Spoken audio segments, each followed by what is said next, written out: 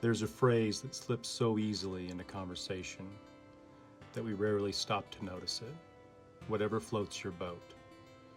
It sounds casual, even throwaway, something you say when you don't want to argue, or when you're fine letting someone like what they like.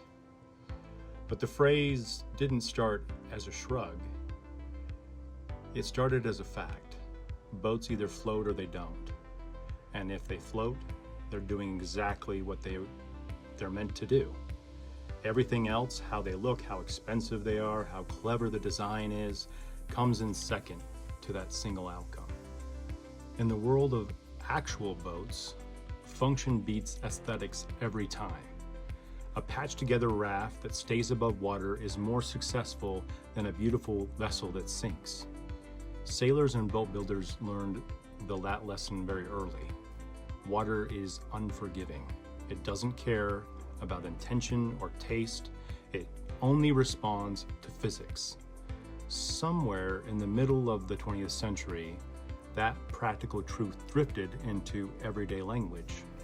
By the 1950s and 60s, people began using it to talk about life instead of boats. If something works for you, that's enough. When the phrase shows up in conversation, it usually carries a relaxed tone. Sometimes tolerant, sometimes lightly dismissive, almost never hostile. It doesn't argue, it doesn't persuade, it simply steps aside. It says, this works for you, that works for me, and we don't need to fight about it. That's quite a shift from older sayings that smuggled judgment inside advice. This one doesn't rank choices, it doesn't insist on a better way, it just checks whether you're still afloat. There's something surprisingly philosophical hiding inside those 5 words. The phrase refuses to measure joy by a shared standard. Your happiness doesn't need to resemble mine. Your solution doesn't need to make sense to anyone else. If it keeps you steady, emotionally, practically, existentially, that's sufficient. No universal ruler required. It's a sentence that quietly hands you the wheel. It doesn't demand an explanation, it doesn't require approval. It simply acknowledges that staying afloat looks different depending on the water you're in.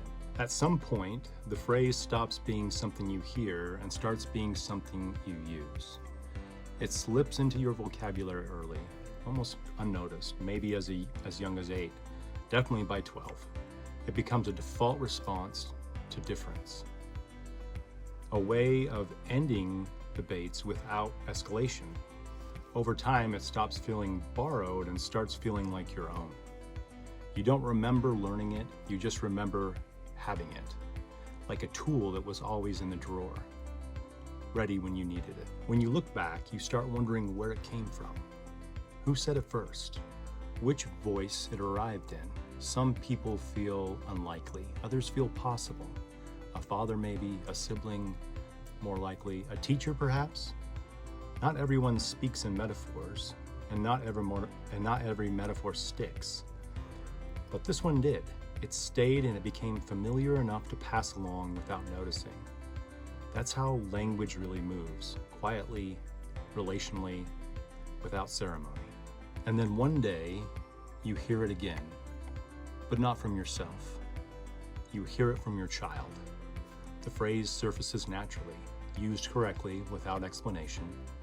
It's both ordinary and strange. A reminder that language isn't just inherited, it's absorbed. What once floated into your life has now floated into theirs. The words carry more than meaning, they carry posture, a way of standing in the world that allows difference without threat. Whatever floats your boat started as physics, it became culture, and somewhere along the way, it turned into a small philosophy of living. Don't sink yourself trying to prove taste. Don't punch holes in someone else's vessel just to feel right. Stay afloat. Let others do the same. In a world full of opinions, it's a surprisingly sturdy craft. Not flashy, not perfect, but still floating.